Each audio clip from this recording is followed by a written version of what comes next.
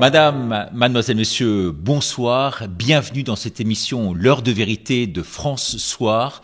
Vous savez, à l'heure actuelle, rares sont les artistes qui osent parler à la télévision, qui osent sortir de cette omerta et de ce silence de cathédrale. Il y en a un qui a osé venir, qui a osé s'exprimer sur notre plateau, c'est Francis Lalanne. C'est un chanteur engagé, c'est un chanteur militant, c'est un chanteur qui ose défendre véritablement ses opinions politiques et ses convictions publiquement. Francis Lalanne est aujourd'hui notre invité. Au-delà de l'artiste, c'est un vrai intellectuel, comme l'attestent du reste ses études poussées en lettres modernes. Francis Lalanne, bonjour. Pourquoi avez-vous choisi en exclusivité de vous adresser à France Soir à travers notamment cette tribune et cette interview que vous accordez aujourd'hui? Il y a eu un mensonge de l'État. Et ce mensonge de l'État a débouché aujourd'hui sur des conditions de gestion de la crise qui sont plus que contestables et qui, il appartiendrait à une enquête parlementaire impartiale de le démontrer, ont mis en danger la vie des Françaises et des Français. Le mensonge a mis en danger la vie des Françaises et des Français. Le fait d'empêcher aujourd'hui des praticiens de prescrire certains médicaments ont coûté la vie à des Françaises et des Français. Ce gouvernement, je le dis, et je n'ai pas peur de le dire, a du sang sur les mains. Il a du sang de Françaises et de Français sur les mains. Et pour le démontrer, moi je veux bien qu'on me démontre que j'ai tort, mais il faut que les institutions de la République puissent aujourd'hui engager des enquêtes indispensables afin de démontrer le bien fondé de la politique qui a été menée, les erreurs qui ont été commises, voire intentionnellement pour servir des intérêts particuliers. Ce qui s'est passé là, dans les dernières années, dans notre pays, au niveau de la gouvernance, est intolérable. C'est une remise en question totale des valeurs de la République. C'est le fait du prince. On est dans un pouvoir arbitraire et qui, avec la toute-puissance de sa subjectivité, en utilisant son mandat, va nous dire ce qui est bien, ce qui est mal, ce qui est bon, ce qui est pas bon, et qui va en plus se manifester de manière répressive. C'est-à-dire, aujourd'hui, tous les gens qui ont eu une voix divergente et des gens très haut niveau de compétences qui se sont exprimés aujourd'hui ont été persécutés par eux. Donc on a bien en face de nous un pouvoir totalitaire qui ne respecte plus le droit républicain, qui est en train de s'emparer insidieusement du pouvoir sans que les Français s'en aperçoivent parce que on agite le spectre de l'urgence sanitaire et ça n'est plus acceptable. Et c'est pour ça que moi, maintenant, j'ai lancé une pétition sur change.org demandant aux Français qui sont d'accord avec moi de me rejoindre pour demander la destitution du président de la République. Vous savez, la France a besoin d'aimer ses institutions, la France a besoin de croire en ses institutions, de croire en l'honnêteté des gens qui la dirigent. Aujourd'hui, ça n'est plus possible. Il y a eu trop de mensonges. Et d'ailleurs, si vous permettez, c'est ce mensonge qui aujourd'hui doit fournir aux députés de la République et aux sénateurs de la République un moyen de faire appliquer l'article 68. Vous vous exposez quand même terriblement. Est-ce que vous n'avez pas peur d'un certain pouvoir répressif, coercitif, de certaines mesures qui pourraient s'exercer contre vous, puisque vous appelez carrément à la destitution du chef de l'État? Ça, c'est ma première question. Et puis la seconde, je suis quand même très étonné par le fait qu'aujourd'hui, il y ait une forme de démission quand même aujourd'hui de tous les artistes que vous représentez ici sur ce plateau de France Soir, le défi de la vérité. Les artistes ne montent pas au créneau. Les artistes même montent un mur, le mur des 200. Alors, on ne sait pas comment on peut qualifier ce mur, si vous voulez. Je n'oserais pas le qualifier outrageusement, mais on imagine le terme que je vais employer. Les 200 qui aujourd'hui disent non, aujourd'hui il faut souscrire à cette politique du gouvernement. Vous dites quoi par rapport à ça? Il y a deux questions. Je vais répondre à la première sur la peur. La peur n'efface pas le danger. La peur est la cause de tous les maux que nous subissons. Si aujourd'hui le gouvernement se conduit comme il se conduit et dans le monde entier, si les gouvernements se conduisent ainsi, c'est parce qu'ils ont réussi à créer la peur. Une peur sincère chez les gens qui, au nom de cette peur, finalement, se font manipuler, hélas, et de bonne foi, par les gouvernements qui sont en train de les entraîner vers une forme mondialisée de la dictature. Vous savez, c'est le problème du néolibéralisme, vous savez, qui empoisonne le monde en ce moment, justement parce que le capitalisme est en train de mourir et qu'on veut le maintenir en survie artificielle. C'est quoi le problème du néolibéral, de ceux qui nous gouvernent actuellement? C'est, en gros, ça se résume en trois, avec le Covid en 3, sans le Covid en 2. 1. Je ne sais pas gérer. D'accord? Donc, je privatise. Je ne sais pas produire. D'accord? Donc, j'importe. Je délocalise aussi. J'importe. Entre 70 et 80% de ce que consomme la France en ce moment, c'est de l'importation. Donc on se met à la merci des gens qui nous vendent. Parce qu'on ne sait. Moi, je suis libéral, moi je ne sais pas produire, donc c'est pas grave, j'importe. Je ne sais pas gérer. Donc finalement, je ne sais pas gérer, je vais privatiser, vendre les biens de la France, prendre un peu d'argent, etc. Et aujourd'hui, l'histoire du Covid, c'est la même chose. Et le troisième point? Je ne sais pas soigner, donc j'enferme tous les gens chez eux pour qu'ils puissent plus sortir, qu'ils viennent pas m'emmerder, et que j'ai pris une mesure spectaculaire pour dire que voilà, j'ai géré. Comme je ne sais pas gérer, comme je ne sais pas soigner, j'enferme les gens chez eux. Eh bien, ça n'est pas acceptable. C'est pas comme ça qu'on enraye une épidémie. Vous me dites pourquoi les artistes se révoltent pas. Bon, d'abord, je connais des artistes qui ont agi. J'en connais. Ils sont pas nombreux, mais j'en connais. D'accord ? Moi, aujourd'hui, vous me dites que je représente les artistes. Je vous réponds, cher Richard, non. Je ne représente pas les artistes. Je suis un artiste. Et je suis un citoyen français. Et je représente Francis Lalanne. Un simple citoyen français, sans importance.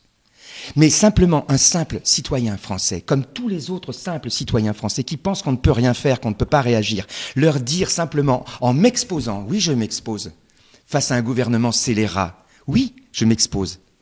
Mais je le fais pour leur montrer, parce que je pense que c'est mon devoir, qu'il ne faut pas avoir peur. Mais vous ne pensez pas, à contrario, qu'il faut quand même aujourd'hui fédérer? On voit beaucoup de gens de façon isolée qui viennent, qui partent un peu, je dirais, à l'aventure, qui partent en éclaireur, qui vont se faire zigouiller tôt ou tard. Est-ce que vous ne pensez pas qu'il faut créer une force commune derrière? Alors, et qu'il y a un rôle politique pratiquement?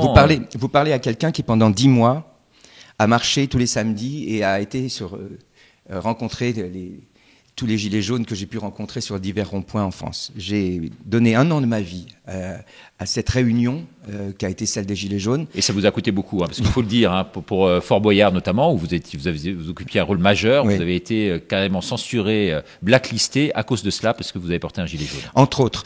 Cela dit, vous voyez, donc je n'ai pas eu peur, et je n'ai toujours pas peur. Parce que je pense que c'est notre devoir à chaque citoyen, qu'on soit artiste ou pas artiste, de ne pas avoir peur et de s'engager pour défendre les valeurs de notre République et pour défendre la nation. Voilà. Contre ceux qui veulent s'emparer du bien public. Le gouvernement actuel, c'est comme si la puissance publique voulait s'emparer du bien public. Il faut que ça s'arrête. Aujourd'hui, moi, ce que j'ai vu dans la rue, ce que j'ai vécu avec les Gilets jaunes, ça n'est pas la France. Et moi, je vous assure, la France, elle a besoin d'aimer sa police. Et moi, je pense que la police, aujourd'hui, elle est victime, comme les citoyens français, d'un abus de pouvoir caractérisé aujourd'hui. Et cet abus de pouvoir, il faut pouvoir le démontrer si j'ai tort. Okay ? Pourquoi aujourd'hui, des employés du peuple, que sont les ministres, que sont le président, que sont tous ces gens-là, pourquoi ne devraient-ils pas rendre des comptes au peuple ?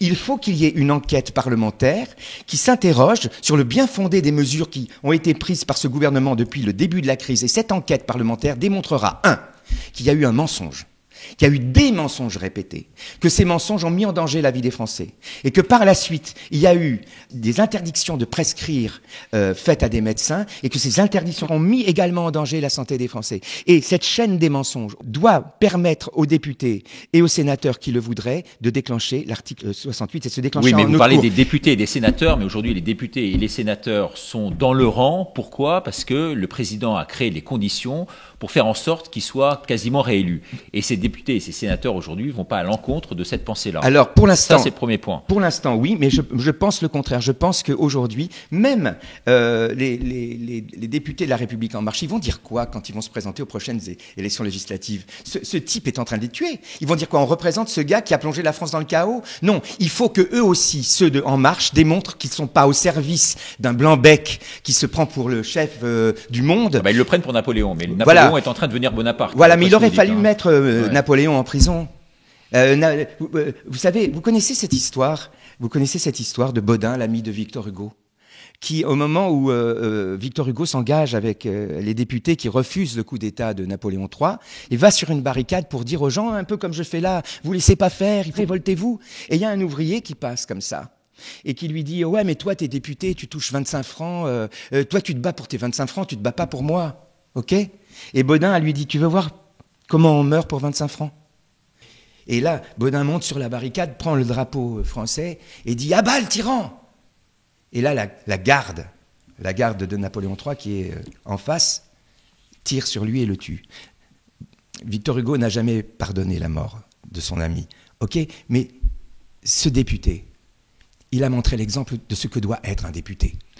D'après vous, il faut se sacrifier aujourd'hui véritablement ? Aujourd'hui, un député à l'Assemblée nationale, qu'il soit de la majorité ou pas de la majorité, doit constater que les valeurs de la République sont mises à mal par quelqu'un qui veut régner comme un tyran, et par loyauté envers les électeurs qui sont aujourd'hui des députés, ils doivent aller dans le sens des députés qui se lèveront pour réclamer que les deux assemblées se constituent en haute cour et pour mettre en place les mesures autorisées par la Constitution au terme de l'article 68.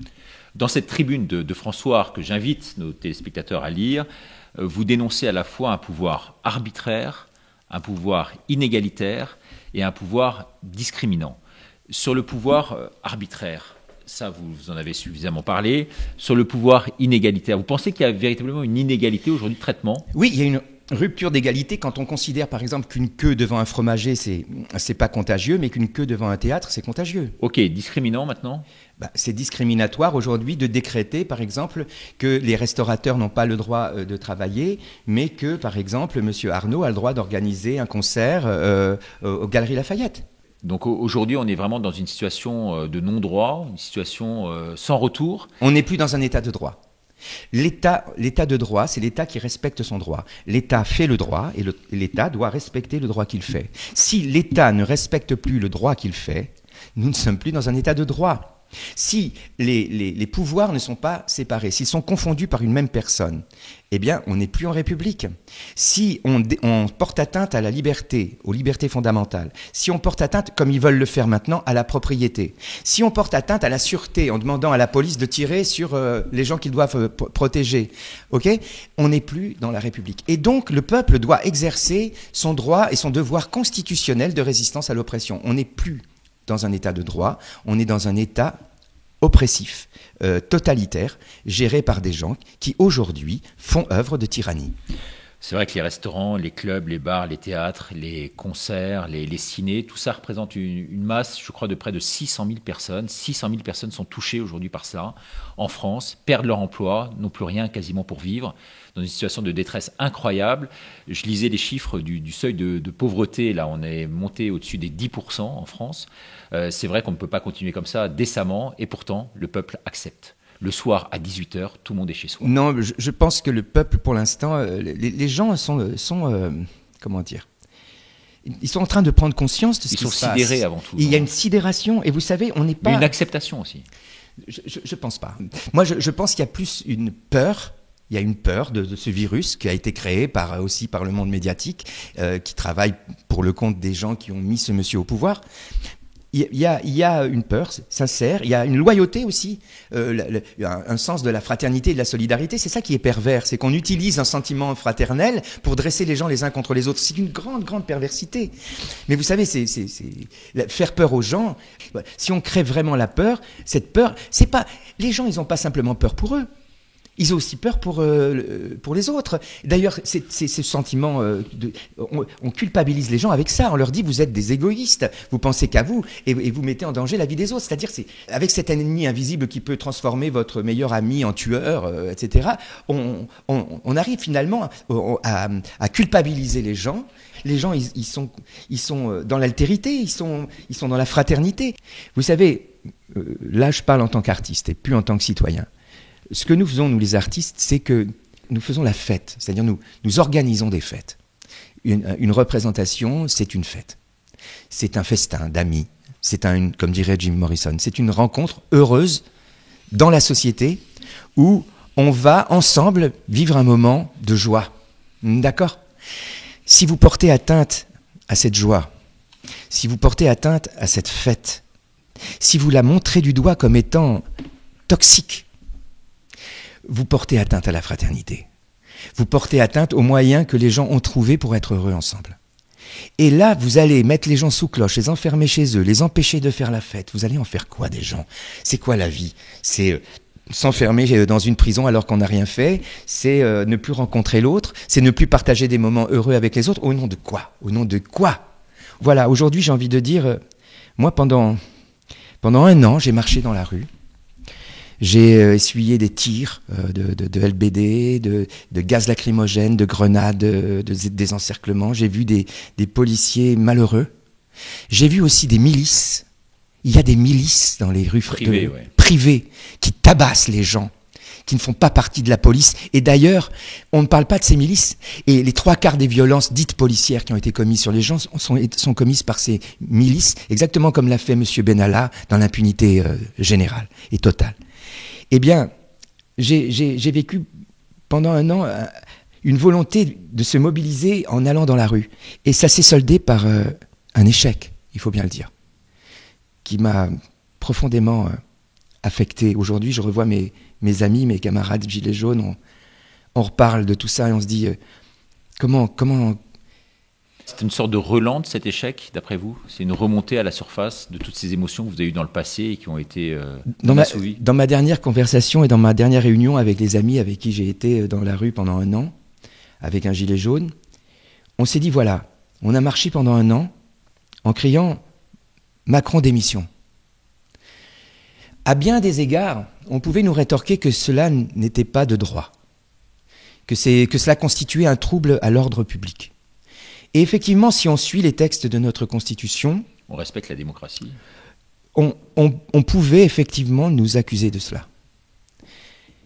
Il y avait donc quelque chose dans ce que nous avons fait de sincère et peut-être de pas assez abouti sur le plan de la réflexion politique. Et c'est là-dessus qu'on a perdu le combat. Et aujourd'hui, je me dis, restons qui nous sommes, continuons à demander ce que nous voulons, c'est-à-dire la fin de ce gouvernement scélérat. Macron ne démissionnera pas. Il est là pour s'enrichir, pour faire basculer le monde dans la tyrannie et dans un pouvoir totalitaire. Il est aux ordres de je ne sais pas qui, en tout cas peut-être simplement de lui-même, ou de sa folie, ou de sa mégalomanie. Cela dit, et les gens qui l'entourent sont ses complices. Donc on va vous dire que dans tous les pays européens, c'est quasiment la même chose. Écoutez, on va vous dire ça, même si c'est pas... On me dira ça, et alors? So what? Excusez-moi, mais la France n'est pas le mouton de Panurge. Hein. La France a toujours montré l'exemple, a montré la voie. Aujourd'hui, c'est tellement confortable pour les gouvernements. Ils ont dire qu'ils ont prémédité tout ça, je ne crois pas. Mais à un moment donné, ils ont vu ce que tout ça pouvait leur apporter et comment tout ça pouvait leur servir à se maintenir demain. Au nom de l'urgence sanitaire, on va nous expliquer, comme l'a fait d'ailleurs le président de la République, qui nous a expliqué que c'était pas dangereux d'aller voter au premier tour des municipales, mais que c'était dangereux d'aller voter au deuxième tour. Demain, il va nous dire au nom de l'urgence sanitaire, on doit reporter les élections présidentielles, je vais rester encore un peu au gouvernement. Tout est possible. Si on est dans le droit subjectif, si on est dans une vision du droit qui est subjective et pas objective, donc si on n'est pas dans le droit posé, dans le droit applicable, dans le droit objectif, on est dans la tyrannie. Et c'est ce qui est en train de se passer. Aujourd'hui, comment faire pour s'en sortir? J'ai très humblement et très modestement mis sur change.org une pétition. Cette pétition demande aux députés et aux sénateurs responsables aujourd'hui de déclencher l'article 68 pour procéder à la destitution du président de la République. Si demain, nous sommes des centaines de milliers, peut-être des millions à signer cette pétition, cela aidera et cela confortera certainement. C'est un des moyens, c'est pas le seul. Hein. Les députés qui aujourd'hui voudraient enclencher la saisine de la Haute Cour, ça les encouragera à le faire. Et pour mettre qui en place? Pardon? Pour mettre qui Mais en place? On ne mettra personne en place. On va laisser, comme les institutions, comme la Constitution l'exige, le président du Sénat assurera l'intérim à la tête de l'État jusqu'aux prochaines élections.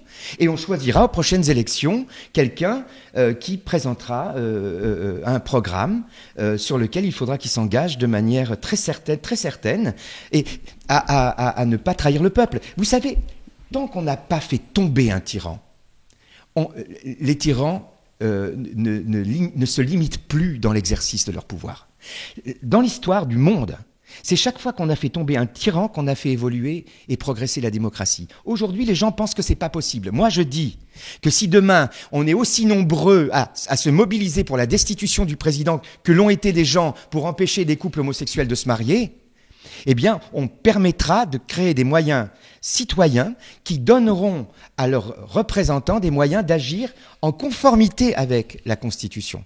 Maintenant, je ne pense pas que les députés et les sénateurs devraient attendre cela. Ils devraient le constater eux-mêmes. Ils sont les représentants du peuple, ils sont la représentation nationale.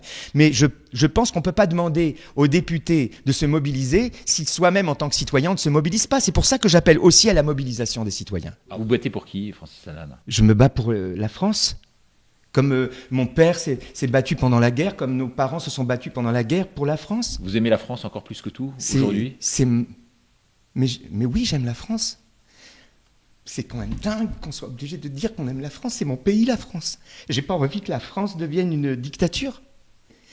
Mon père s'est battu pour la liberté, pour qu'on ait des droits. Mais mon grand-père s'est battu pour qu'on ait des droits. Et moi, je vais rester enfermé chez moi alors que j'ai rien fait. Et je vais laisser la société française se faire avoir sans me manifester. Alors qu'en plus, je suis un intellectuel et je suis un artiste. Non, c'est mon devoir de faire ce que je suis en train de faire.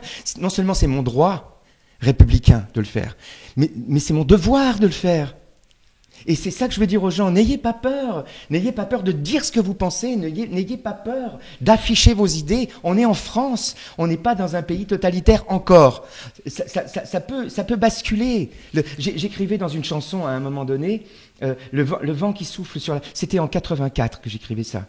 Le vent qui souffle sur la France souffle, dit-on, en liberté, mais prends bien garde aux apparences, car un jour le vent peut tourner. Le vent est en train de tourner. La France, elle n'a pas à faire le mouton de Panurge et à faire ce qu'on fait dans les autres pays. D'ailleurs, dans les autres pays, tout le monde ne fait pas la même chose. Hein. En Suède, on ne fait pas comme en France. Hein. Il y a des pays dans lesquels on ne porte pas de masque. Hein. Ouais, je viens de faire un tour d'Europe. 45 000 km en camping-car dans tous les pays européens, en tout cas une grande partie. Je vois que la situation n'est pas du tout la même, pas du tout celle qui est décrite aujourd'hui par les chaînes de télévision. Ce soir à Madrid, jusqu'à minuit, tout est ouvert en Espagne. D'accord ? Les restaurants, les commerces, les gens sont dans les rues, ils font la fête. Aucune restriction, on vit sans le Covid dans l'une des villes les plus touchées pourtant au monde. Donc aujourd'hui, effectivement, il y a deux réalités. Il y a celle qu'on vous décrit à la télévision sur les chaînes mainstream, et puis il y a la réalité du terrain qui est tout autre.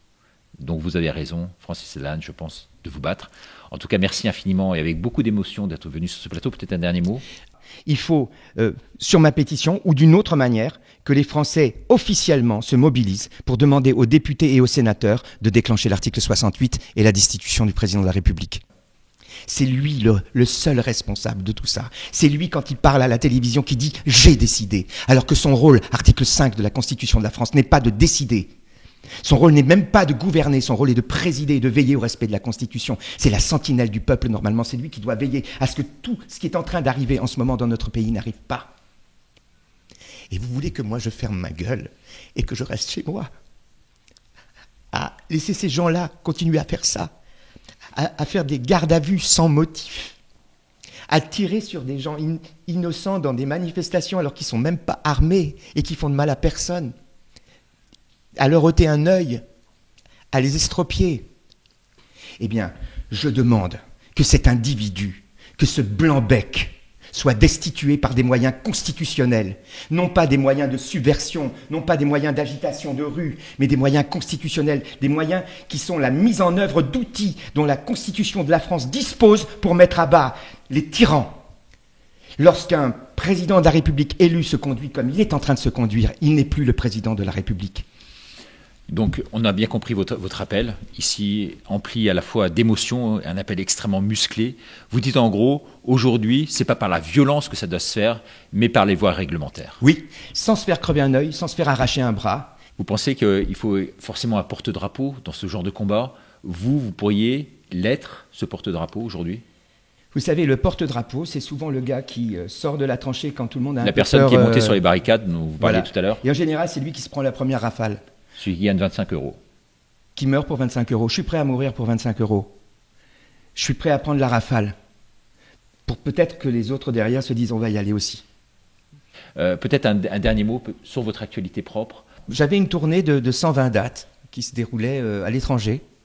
Et cette tournée a été arrêtée à cause des mesures d'urgence sanitaire. Je ne veux pas pleurer sur moi. Pardonnez mon émotion. Aujourd'hui, oui, je suis touché par ce qui arrive dans mon pays et je suis prêt à me battre et aller jusqu'au bout pour que cela change. Mais je ne suis pas le seul à avoir été touché par ces mesures. Il y a beaucoup trop de gens en France qui sont touchés par ces mesures, qui ne sont pas des mesures scientifiques, qui ne sont pas des mesures médicales, qui sont des mesures politiques. Et donc, il faut aujourd'hui tirer la conclusion des erreurs du passé, se dire que la voie qu'on avait choisie peut-être à un moment donné pour manifester notre désapprobation eu égard aux agissements du gouvernement n'était peut-être pas la bonne aujourd'hui. Je pense que Encore une fois, plus que jamais, il faut avoir foi en nos institutions. Les institutions de la France fournissent au peuple français et à la représentation nationale un moyen de destituer le président de la République s'il se met à agir comme un tyran, c'est-à-dire s'il manque à ses obligations, et s'il manque manifestement à ses obligations. Dans le calme, la sérénité et la détermination, regroupons-nous, reformons le peuple français et mettons à bas le tyran. Merci Francis Lalanne d'être venu. Vous avez compris son appel que vous pouvez retrouver sur la tribune de France Soir sur notre site. Merci beaucoup et à bientôt. Au revoir.